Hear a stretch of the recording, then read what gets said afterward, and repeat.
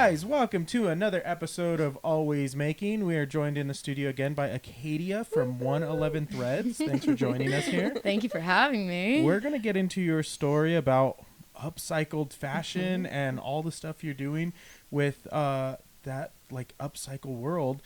Before we do, I do want to let everyone know out there, like, subscribe, comment, follow social media, do all the things you're supposed to do on that before we get started here in the conversation. Yeah, this is we've seen you at a few different shows. Yes. We've had a small kind of passing in conversations here and there. We've been booth neighbors a few times, I think. Yeah. And so now we get to hear all about how you got started with all this. So I know you've been doing this for quite a while, actually. We did some sleuthing in your Instagram and social. Stalkers. But how did it all start for you? Oh, gosh. I mean, of course, a loaded question. There's like a million little ways that it all kind of came together. But for 111 specifically, I would say definitely an accident. It was something more for fun. I was thrifting. Well, I got to school, college, was experimenting with my style, everything like that. And I actually had a pen pal who was like kind of an artist. And so we would send stuff back and forth. And I had this idea like, oh, I want to like paint on little patches. You know, I'll do one for him, do one for me, see how it goes. So I went to the thrift store, bought a pair of jeans, cut it all up, painted like a little, I think it was like an alien with a Saturn head or something like that. And then, you know, painted that, cut it out, stuck it on a shirt, sent it out to him. And he loved it. So I was like, okay, cool. Like, I'll do a few for me. And then I had my friends, my roommates, oh, you know, I'll have a few. So, you know, I'd take some pictures, throw them up on an Instagram. Mm-hmm. And here we are. It's wild. How many years later? Oh, like 2018. So that's awesome. Which blows my mind. 6 or 7? I don't know. Fast math. But. Yeah. So 2018 it all starts. Mm-hmm. Was that when you started doing shows as well, or did that come later down the line? So, back to my million little ways. I've been doing shows since I was like 6. Okay. Yeah, Wow, my okay. grandma is a polymer clay jewelry artist. Very cool. So, I grew up hustling for her. So, that's how I knew about markets. Okay. And then actually, my college had something called Earth Jam. And so right around the time that I was experimenting with what I was doing is when they were doing like the call outs for Earth Jam vendors. So I was like, okay, cool. You know, I think I made like 50 patches and like 10 shirts. And I did that and basically sold out. Awesome. And I made $400. And I was a freshman in college. I was like, holy shit. This is awesome. Beer money. And then so I was like, okay, I'll just keep it going. And then, yeah, I just like stuck my foot in every event I could find, and I still do that. So Yeah. And it's going really well. yeah, it's like crazy. I don't believe it sometimes. So is 111 Threads your full-time gig? Yes. Awesome. Yes. It's been like mostly for the past 4 years. Before I moved out here, I picked up a like serving job just real quick. And then yeah, so I've had a few things in between, but Yeah. I try. Very cool. So you've been doing shows since you were 6. You've been in that artist world for quite a long time. Where does the inspiration come for what you're making now? Oh gosh, I mean, everywhere. So the funny thing with the whole fashion thing and like being a fashion designer, like I've never ever thought of myself that way. I struggled with my own fashion forever. So when it comes to like, oh yeah, you're the stylist, you're the designer, like what's up with your designs? I'm like, I have no idea. Like I love to go to the university pop-ups, like off the rack, look around, see what everybody's wearing. I'm like, oh yeah, like longer shorts are in for women, jorts. I'm like, yeah, maybe I should do something like that. So I don't know. I just observe. I wouldn't say that it's off my head. Like I'm gonna create a trend. No, I don't know. Just observant, I guess. So is your grandma like the biggest influence to kind of do what you do now? Oh yeah. I mean, both my grandmas are artists. So my mom's side was an art teacher, and then my dad's side was the polymer clay jewelry maker. She was the one who got me really making and going out there and doing things. And then my mom's mom is the one who's like, I don't know, like more, I don't want to say woo-woo, but like artistry. Like hippie vibe, Yeah, I guess. yeah. Like, oh, always sign your work. Like, stuff like that. And do you always sign your work and put a tag on? I've been getting better at it recently. Grandma! Yeah, I know. She's going to kill me. Oh, no, but they are such huge inspirations, and like always make sure I'm calling them up and telling them what I'm doing and sending them pictures. And my one grandma that I did the pop-ups with is always asking me about it. So I want to make her proud. Awesome. Does she still do markets? No. Is she still So making... you guys could do booth together. Yeah, no. Oh, let me tell you, every time I got a go, story. she lives in Florida. Every time I go to Florida, I get a huge bag of her jewelry. Oh. Sell it at your markets. So I've had her jewelry on my websites at points. I've had them at some markets. Awesome. I don't know. Probably shouldn't say this if she listens to it, but for, like big special orders, I'll throw her like jewelry in for free and like as like little bonus gifts, Yeah. and then I usually write like from my grandma. So That's cute. I don't know. I think she'll like that. Yeah. She would love it, I'm sure. Yeah, I hope so. So we're moving through this quick. Like this is a lot has happened Yes. for you, and it's awesome to see. I want to know at this point how many pieces of like, I guess, articles of clothing have you made? Oh God. Like if you had to estimate. I've like really tried to think about it. Definitely over like, I don't know. In 2020, I said like 1,000. So I'm like, it's definitely way over that. But I don't know. It's so hard to, because some weeks I'll sit and I make like 100 things, and others Oh, wow. I made 2 things. Like, Yeah. oh God. So how long does it lot. take you to make some of the pieces you make? Some of your pieces are like patched up all over the place with the design and style and everything.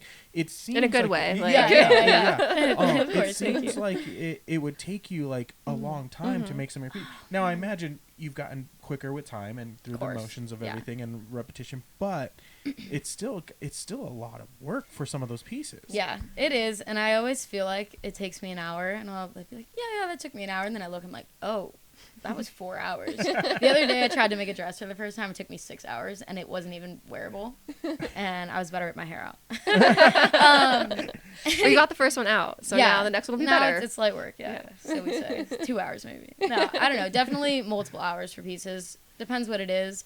During the market season in the summers, I mean, I try to pump out my stuff as soon as possible. So it's like an hour, 2 hours. But some of the jackets, things like that, 2 to 4.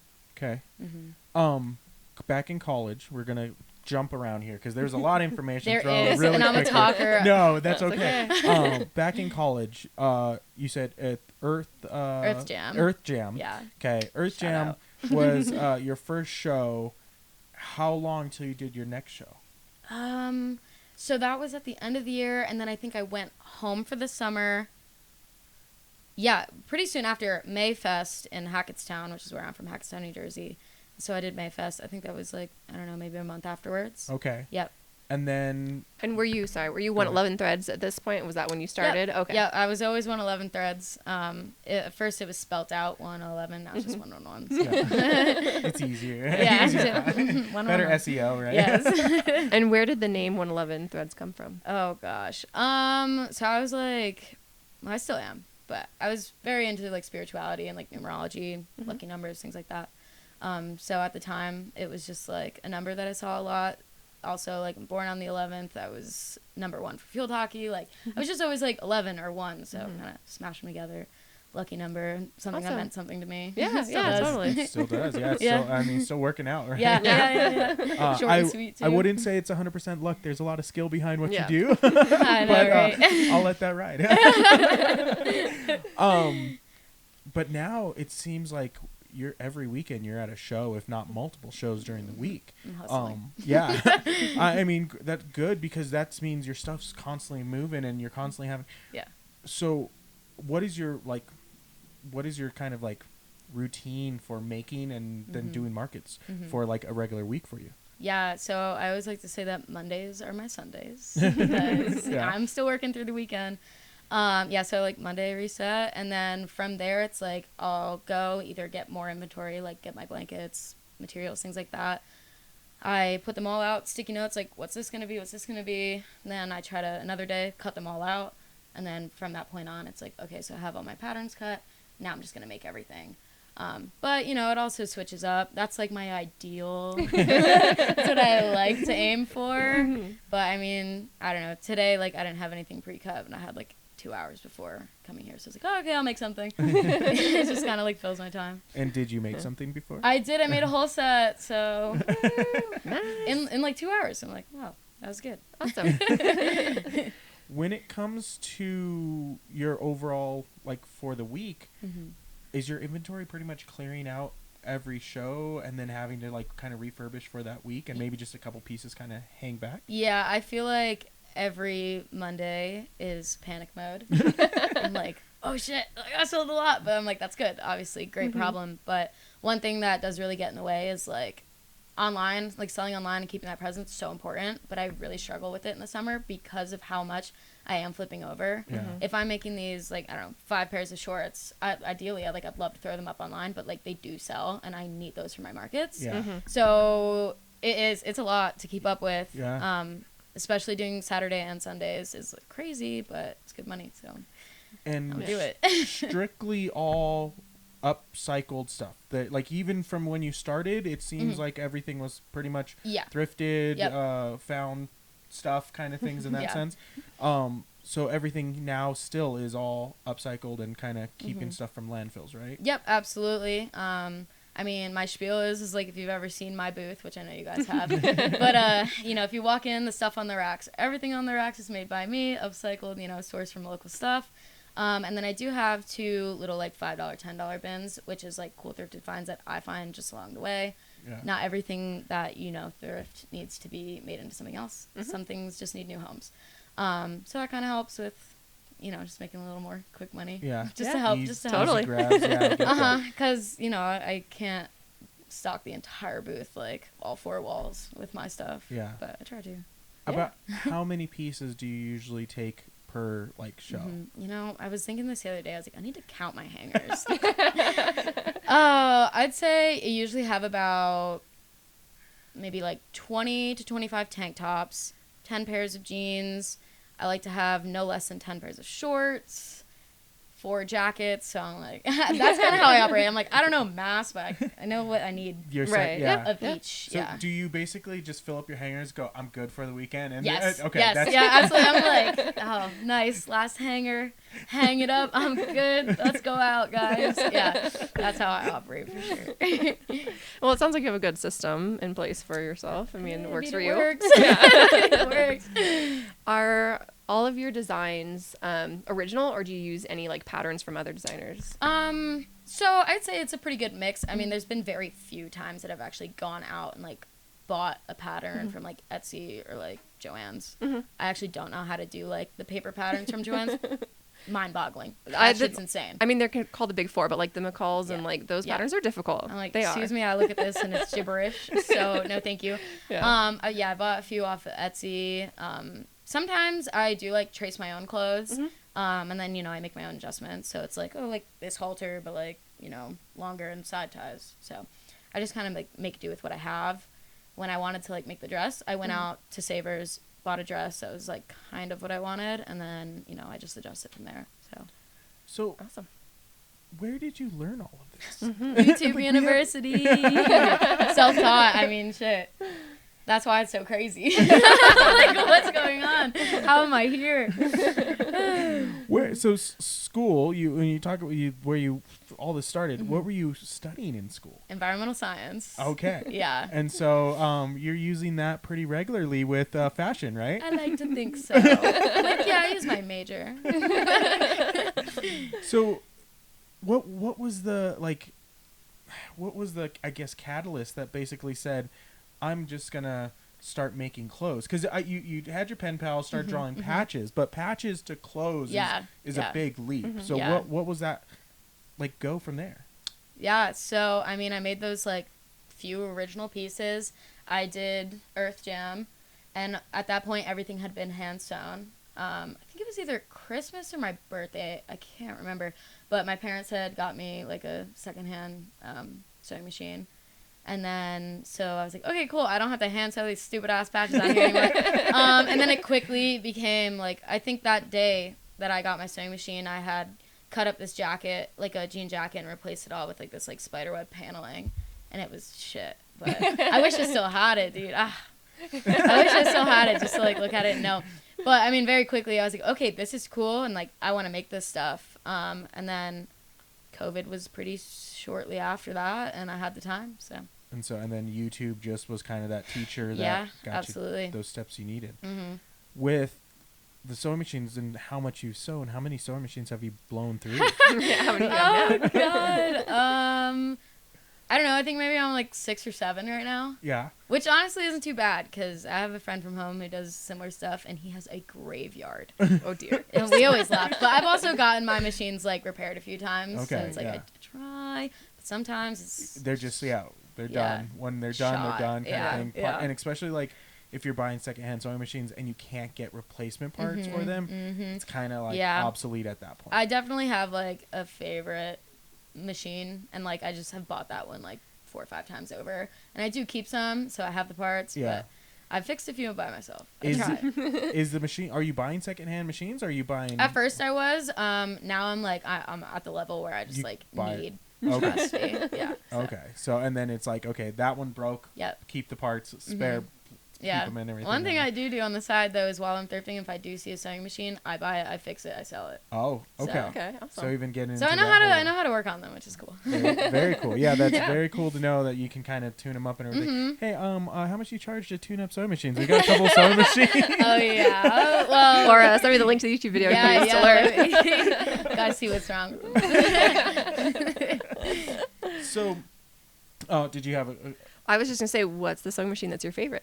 Heavy duty Singer. Okay. It's just like cheap. It does what I need to do. Well, we saw you. I think it was at Portable. SLC Punk. You had your heavy duty singer. I was like, God, I haven't done that in so long. Yeah, like punk rock fleet or live sewing, but I need to get back into it. Yeah. So, talking about live sewing, Yeah. you've kind of got this van life style behind you also with, it's Harvey? Is that Harvey! okay, I got that right. Your RV, Harvey. I just realized that rhymes. Harvey the I RV. was Yeah. like, okay, that That's makes my sense. baby. Yeah. When you're kind of traveling around in Harvey, are you hitting up thrift shops and trying finding Oh, like, yeah. unique finds and everything? Oh yeah. I mean, I've always like grown up traveling and stuff. I knew that was like what I wanted to do. I knew I kind of wanted to work for myself so that I can do travel and things like that. So whenever I'm on the road, my machine's coming with me, my shipping stuff all coming with me, and I'm hitting every thrift store.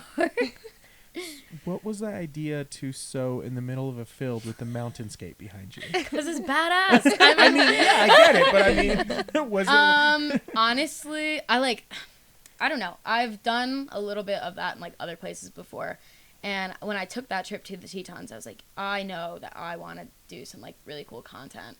And then I had done my trip and I was just, like, super unplugged and it was so good. And I was about to leave that day and I was like, you know what? I came here, I wanted to make some content, like I should just do it. So then I went out and, you know, I'm driving around, I picked this crazy spot. Yeah. I go out there and I'm just having the most insane interactions. Like there's a cycling path like right in front of me that you can't see. And so there's people walking by all day. There's people pulling over their cars, like literally almost crashing on the side of the road, hitting like, what are you doing? I'm sewing. Yeah, I just sewing. So I don't know. I don't want to say that like the decision was like content based, but it like kind of was. I was like, you know, I could use something that's gonna get some views, and like I haven't seen anyone do this before, so I'm gonna do it. Did you actually complete pieces while you were doing? Yeah. I'm out there sweating my ass off. It's hot as hell. There's one I did in Zion, like right outside of Zion. And I remember it was like 200 degrees, and I'm like, I need to get this done fast, dude.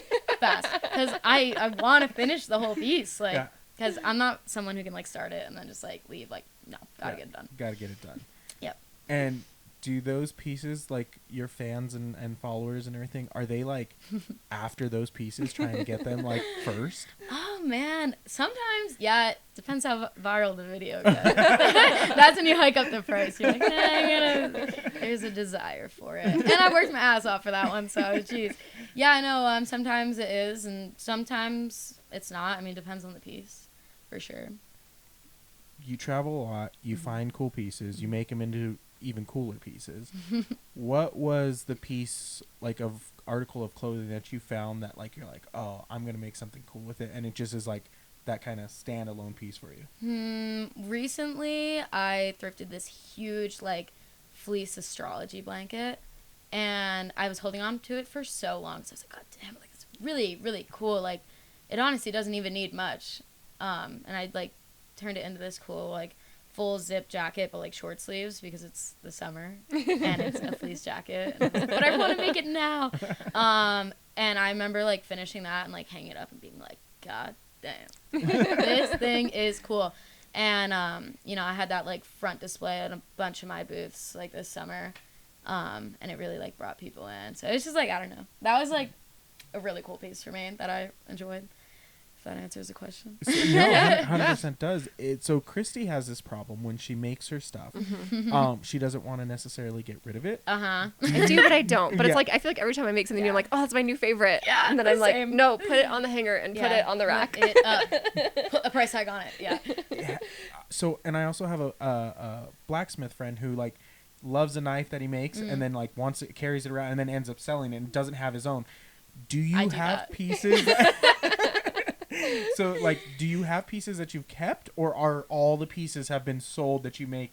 Like, you might fall in love with it for a little bit, but then you kind of just let it go? I get this question all the time. Oh, your closet must be insane, right? And I'm like, no, dude, not at all. Like, these pants I'm wearing now, I know nobody else can see them except you guys. But it's, like, the only pair, and these, like, I made for me. But, yeah, I mean, I make so much stuff. And when I post it, like, you get all the interactions, and I'm like, oh, someone's gonna like it more than me. Like, if I really want to, I can like maybe find the same blanket on eBay and like remake it for myself. Said that to myself so many times. I've done it. Never happens. If there's a piece that I really, really love, I have kept it, worn it 2-3 times, and then I'll just sell it after. Yeah. Which I don't know. I don't think that's bad, but well, it's upcycled stuff. Like it's all worn anyways. So that's not bad at all, kind of thing. Yeah. You're just loving it more. That's all. Yeah. You said eBay. Do you source a lot of like limited things on eBay, or is it pretty much just thrift stores and like estate sales and stuff like that? I don't love eBay. I think I've only ordered actually like 1 or 2 things off of there before. I don't love it because it's like I know that I can find really cool shit just around the corner, and like with my environmental science background, and I do try to do my best with all that stuff, like there's no sense in like adding the carbon footprint to it by like having it shipped out and everything like that. And it's just extra money for me. I'm like, I know I can just go to the bins and get that for $1. So I'm gonna do that. Yeah. It is very like fascinating, like with what like we are doing now as makers and creating and finding cheaper resources to make stuff. And it's becoming so popular. Is it harder now for you to find some unique pieces, or are you looking for pieces that are unique to you and that you're gonna make something cool with? Yeah, unique to me for sure. I think it's funny because when I bring up the bins, like Goodwill bins, for people that know what it is, they're like, dang, that's so cutthroat. Like, do people fight? I'm like, they do. I don't. Because we never have a problem. I was gonna say, we do the same thing. Let people rush and get whatever they're looking for, and then we'll wait. All those people are looking for such specific, like, grail pieces. I'm like, I don't give a shit about that stuff. You know what I mean? I mean, I look for the blankets and the pillowcases and the stuff that's torn. The best part about the blankets is that they just get thrown to the side. That and just like throw them off the top, and I'm like, ooh, blanket. Thank you. We have a couple different pieces that were just like laying over everything, and people just like, we're like, I'll take that. Yeah, thank you very much. I think like people are scared to touch the textiles too, which is like pretty fair. But I'm like, I don't know, I'm fair with it. I'm like, arm deep in it. It's like up to my neck in disgusting clothes. I'm like, I'll just shower when I get home. But at the bins here in Salt Lake, they cover all the clothes with blankets. So I'm like, that's such an advantage to me because I get to see it. I don't need to rush. I don't need to run. But you get to see the blankets. When they're wheeling the bins out. Yep. And everybody stays away. I mean, I feel like here they kind of section out their bins. It's like baby clothes, textiles, and then everything else. Everybody runs from those. I'm like, I'm right in there. So, yeah, we're definitely looking at supplies when we're in there differently. I mean, you said it, like the grailed pieces don't mean anything. Yeah, they don't matter to me. And it's like, there's a whole market, and those people who do it are great, fun, have fun with what you do. Super cool. Yep. But like, I look at stuff, I'm like, oh man, you threw that to the side. That's a really cool piece. For me, oh God, it's hilarious. Because, I mean, they'll stand there, like, I know people that go there, like, put in a shift. Like, they're there all day. And they pull one shirt that they can maybe sell for $200. And that's cool. I mean, like, a t-shirt for $200. Crazy. Nutty. Yeah. But I just pulled 6 blankets, and I'm going to make 6 jackets out of those. And, you know, $150 to $200 for me right there. I'm just like, I don't know. Yeah. Different game. And in an hour or saying, less. You're there for like, right. Yeah. But then, you know, I go home and I put in 6 hours to make it, and they go home and they just list it online. So it's like, give or take. Choose your battle. I mean, I always play this game in my head and with others and everything with the sense it's like that shirt that you find might be very popular, like at the time you get it, but it might not sell. Yeah. And all of a sudden it's like down the line, it starts losing value because it's not the trendy hip thing.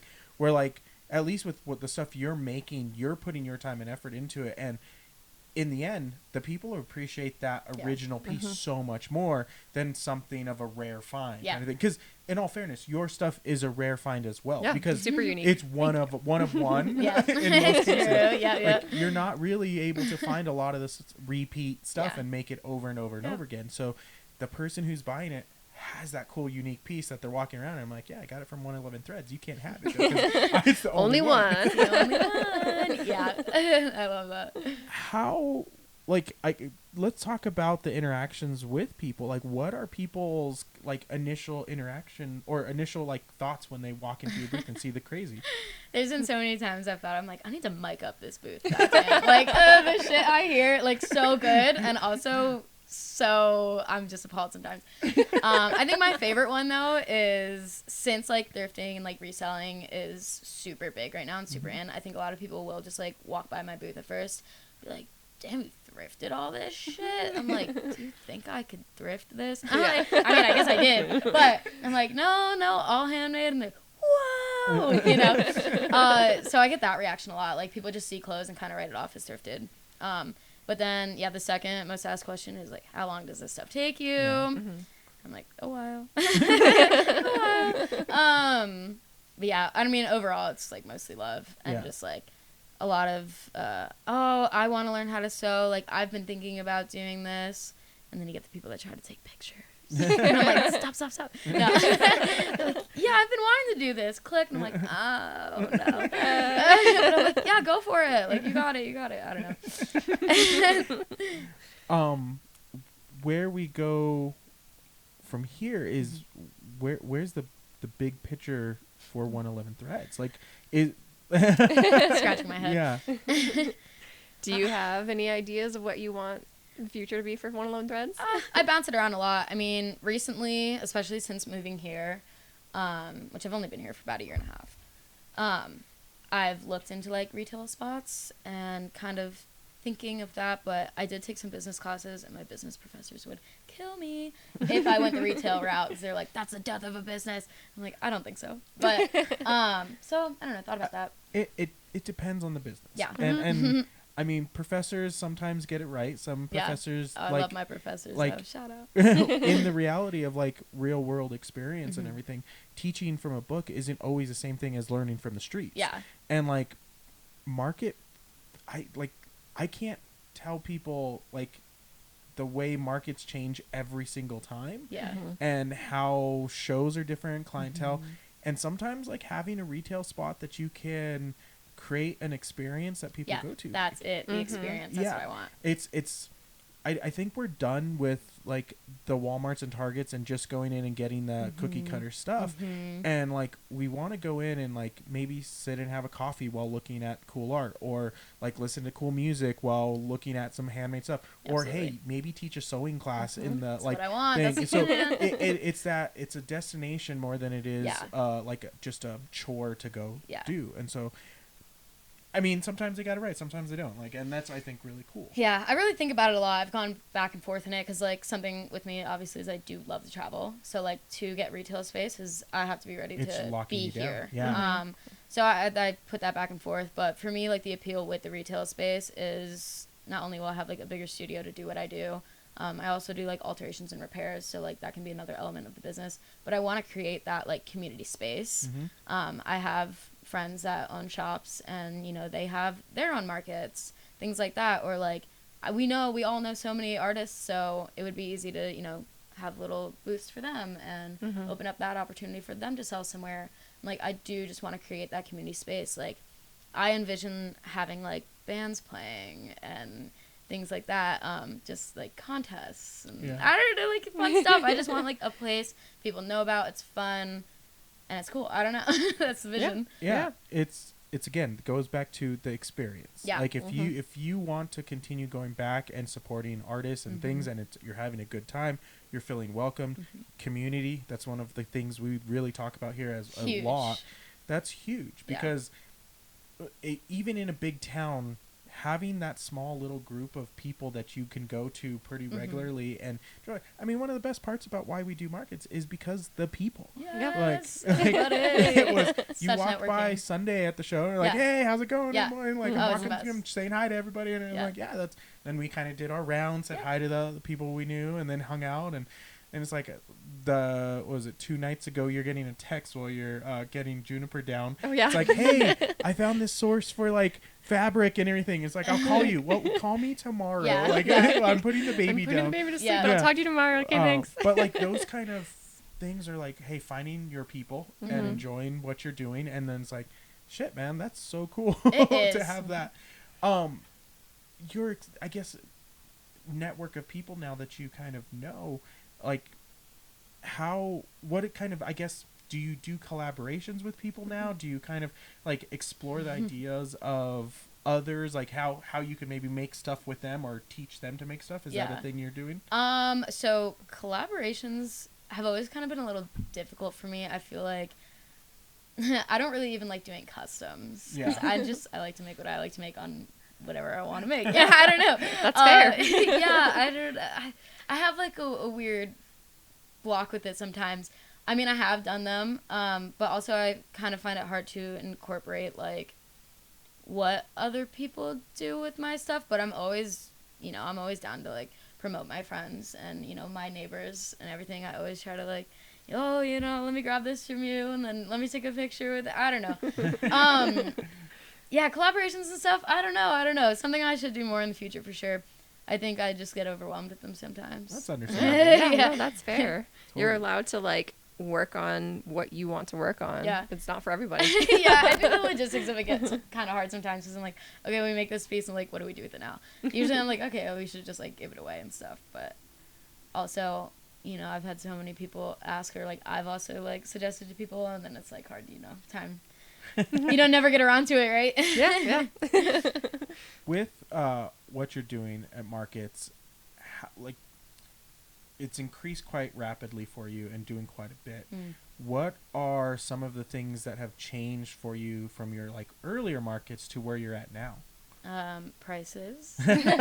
Knowing my worth. You know, knowing that it's, like, okay to stand on your price, and when someone looks at it and says, whatever price, and then not being like, oh, you know what, I can do it for less. Yeah. Definitely booth presentation has come such a long way. I think I change it every year, but it's something that matters. And then, you know, just the way that you're communicating with people, and I don't know, how you market yourself and talk to people. I don't know, I feel like there's something you can learn from every single market. It's always changing, always evolving. I've also learned that not every market is for you. Yeah. Very true. And when you go, and I've had a market Saturday, Sunday. Saturday I made $0, like, literally no sales, and then on the Sunday you can make, you know, $1,000 or something like that. Yeah. And it's no reflection of you and your pieces, and sometimes it's the market and just the people, you know, different crowds. The best, I think, advice we've gotten and we share is that don't get discouraged by the one market that you like. You're gonna have to try. And for a lot of the people we have on, like, we've only been doing this a year now, but it's like we've had people who have, like, just about the same as, like, span of time that they're like, we learned from this, we continue doing this, we tried this one. About how many markets do you do a year? Oh, I'm so bad with numbers. I need to, like, keep track of this shit. Oh man, you got me thinking. I don't know. So I don't know. Are you at least, is it once a week? Yeah, definitely once a week. I try to get them once a week. So at least 52 potentially. Yeah. And I know that there's a Sick. couple you're doing more than once a week in that sense. Yeah, but then I can go like a month without doing any. Okay. This month I already did one last week. I have one this Sunday, but then I'm not doing any more because I'm traveling for the rest of the month. So. Okay. When you're traveling, you're not taking your stuff with you, or you're kind of like, I'm on the hunt for stuff and maybe content in between? Like, I definitely bring my machine with me and my table because you never know when you can set up somewhere fun. Like I've been thinking about that for my trips that are upcoming. I have brought all my stuff and I have applied to markets. Last year when I went out to California, I just wanted to go to California, so I found 2 events in LA and then I booked those, did those, paid for my trip. Nice. So I like to do stuff like that too. But yeah, I don't know. It's just like whatever I feel like doing. It's like vacation do I want is vacation not really or not? vacation. Yeah. Do I want vacation or not? Yeah, I'm going to California on Tuesday with my roommate, and I really wanted to do the same event that I did in LA last year, but I was like, she's going to kill me. She's going to kill me if I'm like, hey, so Saturday we're going to sit in the sun, but not on the beach. How does that sound? Like, I can't do it. So all the way from in Jersey was the first market? So my first one with 111 Threads was in New Hampshire. That's where I went to school. Okay. From New Jersey. So New Hampshire to California. That's coast to coast. Yeah, pretty much. So 111 Threads from coast to coast. I mean, I like the joke. I'm like, worldwide. Like, how many different states have you done markets in? That's a fun question. I know numbers again. Yeah. Oh, God, you got it. You have to prepare me for these things. I don't know. I've done California, Utah, Massachusetts, New Hampshire, New Jersey, Pennsylvania, New York. I think that's it. Okay. I think that's it. Yeah. 7, if I count. Somewhere in there. How is the reception the same from different states? Or I moved here and I was like, what the fuck? Nothing that sold. If I'm understanding your question right, that you half asked because I interrupted. My best sellers in New Jersey, I had these one tank tops, like witchy tanks is what I called them. Every market I would make 30 and they would sell out. And then so when I moved here, my first market, I was like, okay, yeah, like I need money, so I'm gonna make a bunch of these. Didn't sell one. And, like, I literally have been here for a year and a half doing markets. I sold the last one from that batch, like, 2 markets ago. Okay. It took me a long time. So I had to really figure out the difference of people. The here. culture's difference, the fashion difference. Yeah. I mean, West Coast, East Coast fashion is completely different in the Totally realms of what speeds, it is. Yeah. And so what's your favorite market that you've been in, like, between all those states? So does one stand out to you? Absolutely, my most favorite market ever, and I like want to cry every time I think of it. It's like I'm not there anymore. Is Lunar Fair in New Jersey? Okay. Like to speak on community, I've never been a part of something so insanely amazing. It was a big like witchy fair, just witches and I don't know everybody, literally for every single type of person, and they would have like drum circles and live like prayers, and there was even like a live medium who would come. They had drag queens running around, like I don't know, everything you could ever want was there, and it was every full moon and new moon, and it was very like big on like spirituality and just like everybody creating and being them and doing them, and I just made like the most amazing friends there. So leaving to come here, my last market with them, I literally bawled my eyes out. I mean, what's keeping you from like attending like once a year kind of thing, maybe going back that way? When I lived in New Hampshire, I would drive down once a year to do it. It was just like is it so just worth it. Travel the hardest in and getting inventory out there and everything? I mean, clothes take up room. And they're heavy to ship. Heavy as hell. So I mean, I've talked to them, so they've been starting, because I'm like really good friends with the people who run it. They have started to like branch out to different states. So they did some in like upstate New York. They tried to do one in Colorado last year. It was just like a little hard for them to figure out. I've told them so many times, I'm like, if you need someone to run this in Utah, like, call here. me. Like, I understand. I understand how the markets work. Like, I can do it. So why move to Utah? Because why not? I don't know. So I love New Hampshire and the mountains and the nature, and like that's all for me. That's who I am for sure. So I struggled a bit in New Jersey. So when I graduated school, I knew that I wanted to move out west. I've always wanted to. Didn't think it was going to be here, but I came out to visit, and I just saw that like the market scene was here, and it was artsy, and it was young. So I figured this could be the place for me. If it sucks, I'll go home.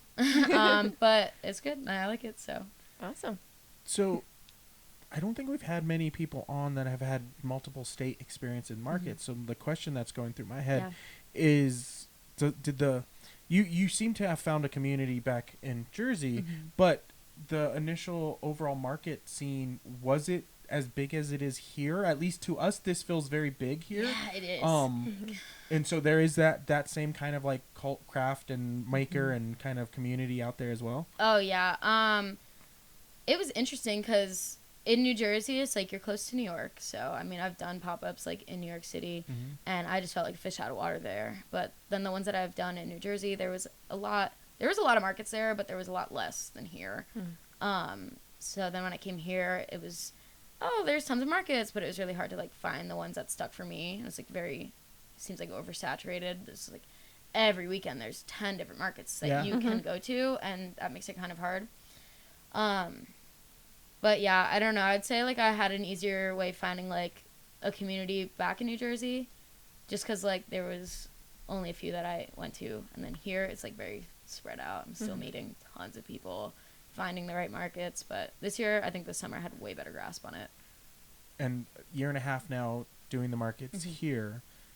Let's get into the conversation of like, how was the markets different for you here? Besides the clientele, like what it was back in like Jersey, where you first started. I think for starters, like the first thing that comes to my mind is that they're a little more expensive. Like cost entry, like the booth fees. Like almost every single one being over $100 at this point. It was kind of weird. I was paying like $30 back at home. But I mean, I've also paid $1,000 for a booth once in New York. Don't do that. It sucks. I was like, we have not paid that. I got the flu. Oh, no. It was awful. I literally wanted to die. Oh, Barely made my money back. Oh, man. Learning lessons, right? Yeah. I don't know. Yeah, besides the people and the booth fees, and then there being way more to like kind of navigate, I've done so many crappy ones, and I don't know if that was just like, could have been at that point a reflection on me and my items because I'm still getting used to it, or like just the events itself. But yeah, I don't know. Yeah. Oh, go ahead. Well, I was just gonna say, have you done any of the like consignment style markets or markets where you put your stuff in their like shop and let them? I've done central checkout, I think it's called. Yeah, I've done one market like that, and I also had my stuff in one store. Both of those didn't do well for me, and I was shocked. Like, that one hurt. Like, I don't know why. The thing I hear a lot with people that put it in with such a unique kind of piece is that you're not there to sell it. That's, pretty much what I was about to say. 'Cause for me, like, draw it back to the beginning of the conversation, a lot of people walk by my clothes, that must just be thrifted.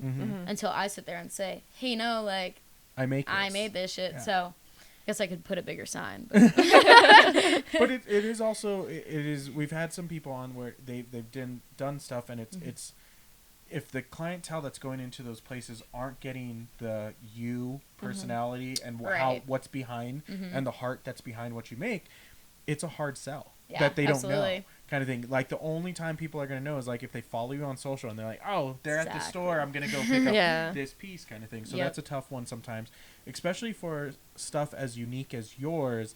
It does almost feel like it has to go to like a very high couture boutique where people are going, oh, I want this one-off unique piece, kind of stuff. Or something that is like a upcycle like shop that has a lot of like vintage or upcycle or sort of things. Yeah, the store that I had my stuff in, it was all vintage clothes, and it was a bunch of like resellers and stuff, and I thought that I would do pretty good there because my stuff absolutely stands out. But I don't think it was good because like all the people were going to find their cool like beefy Hanes tees. Right. Yeah. And they were like, okay, $200 for this sick tee. That like I could flex, single stitch, made in USA. I'm like, or this brand no one's ever heard of. Yeah. So I'm like, I guess fair enough. I also make a lot of women's stuff, and I think it's a lot of men that like went to that store, so that could have been it. And, all learning experience when it comes to those kind of things, for sure. I want to ask. We try to ask this on every show. Is there, I guess, besides the sewing machine? Because without the sewing machine, you're not making what you're doing. Yeah. But is there like a tool or like a thing that like is unexpected that you like really really love to use all the time? We've had people on here like their iron is their like thing. I just got a nice iron. Nice. Yeah. Well, that was a good example. I do love my iron. I got a new one in my room, and I was like, "Look at this!" Like showing it off to my roommate. She's like, "I don't really understand, but It's an for iron." you. Good for you. Grommets, I'd say. Oh, okay. Like I really like making all the lace-up stuff. It honestly makes my job with sizing easier. Because I'm like, yeah, it's adjustable. Lace it up. But the grommets, it just looks so nice, professional. It does look. It is when you get those finishing tools that like kind of like when I started punching holes in my leather and then putting that, like, oh man, like, why didn't I do this before? Are you like hand like full press or like just a little hand press? I have a little hand cruncher. Okay. Yeah, my hands are sore. I put like 100 grommets in a piece. I'm like, so over this. But next tool upgrade, you need the like press. Yeah. You're telling me. Is there tips or advice that you have for anyone looking to potentially get into like the market scene or into something that similar to what you're doing? Well, tips or advice in general, I always just say if there's something you want to do, just start doing it. I'll say that a million times. It's so true. It seems like a theme with all our guests that come on. Yeah. That's kind of the same. Because everybody, like, you can't ask a single person that like has done this, and they all just started to do it at some point. You know what I mean? You can think about it for so long, and it's like you can wait for the right time. And sure, there is like times and places for things. But, like, you don't need $1 million to start your business. Not at all. I was just answering some interview questions the other day, and somebody asked me, like how much money did you start your business with? And I thought about it. I was like, $15. $15. Like, and then you just put everything back in. And I think that's the biggest thing with the markets, too, is, like, you don't have to have the fanciest booth, the craziest. You don't need to go all out. Like, I love my booth setup now. Rue just interrupted I know. a little bit. No, I love where my booth is now, and I've like probably the happiest I've been with it, and I'm on year 7. Yeah. So, you just take what you can make and just re-up when you can. I think that's my biggest advice. Start small, grow. Rue. Rue getting caught up in the cables. Sorry, buddy. Sorry, guys. You might need to go out. We're almost done, Rue. I'll take you out a minute. But I want to make sure before we close off on this, we're coming up on time for the episode. Is there anything that like we missed that you want to like just let people know, share, or anything like that? I mean, I do like to shout out the fact that I do alterations and repairs. That's something new to my business that I absolutely love. So if you're local and you need a seamstress, hit me up. Awesome. Go ahead. Oh, I was going to say, I think I saw you did I don't want to say internship because you were working, I think, with a tailor. Right, yeah. So I have this big thing with, like, taking inspired actions. One day I literally woke up with this weird thought. Nobody that I know that upcycles in person or online is, like, taking the professional route to it.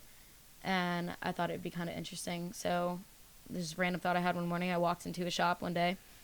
The lady told me that she was not interested. Get the fuck out. So then I was like, damn, that did not go how I thought it was going to go. So then I went to the coffee shop next door and told the lady, starts asking me questions. I told her what I just did. And she goes, oh, next door there's a dry cleaners. They have a seamstress in the back and she's pregnant.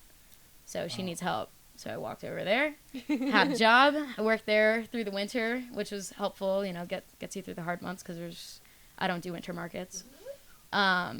Yeah, so I learned how to do all of the alterations, took over for her while she was on maternity leave. She came back, and I left, and now I do it at home. Awesome. I want people to know where they can find you, social, website, any of that stuff. Like, what's the best place to see what you're doing? Yeah, best place right now, Instagram Reels all the way, 111.threads. And then, I do have a TikTok, but I'm kind of sick of it. So I don't really post on there, but it's the same 111 threads, basically on all platforms. I do have a YouTube. Maybe kind of want to post on that more. But I'd say Instagram's the way to go, or my website, 111 Threads. So you can definitely see when all your markets are coming up for you, all your different pieces. When you post your stuff up on your Instagram, is that something they can like DM and purchase from you there, or do they have to come find you at a show? I got my sharpshooters who will. So I'm like, don't be afraid. You want it? Message me for it, because everything's for sale. Especially in the winter. In the winter, I post everything like almost right after I make it. It's thrown up on the website. But yeah, for the summertime, if you see something you want it, DM me. If not, come find me at a show. So guys, go follow 111 Threads. There, you are doing some really cool stuff. Yes. And thank you. Very unique, and there's not really anything out there like it with what you're doing. So, very cool. I appreciate you coming down and having a conversation Thanks with us. for having me. Yeah. My goal of 2024 is to do a podcast, so this is cool. Oh, yeah. Awesome. Thanks, guys. We did Check not, it off the list. That was not something we planned. Right? Yeah, I know. Very You guys cool. hit me up, and I was like, hell yeah. Well, that's very cool to hear. I didn't know that was. Oh, yeah. You guys helped me out. So we hit the checklist. I guess cool. But guys. No, I feel honored. I know. I'm honored, for real.